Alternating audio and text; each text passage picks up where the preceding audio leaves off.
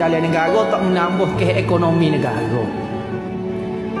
Betul perintah kepada tentera supaya hamba semua orang susah daripada negeri ni. Biar tinggal orang yang kaya-kaya, ada hijau. Hak susah, minta tolong hamba daripada kerajaan.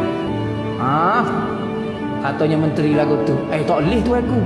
Tak boleh lagu mana. Hamba tengok tak ada orang nampak tahu tak ada pedah orang susah ni. Hamba lah belakang. Tak dengar kata, maka menteri dia buat arahan hamba semua orang susah. Habisnya hamba belakang orang susah. Tinggal orang kaya-kaya saja. Maka dia pun tak ada masalah.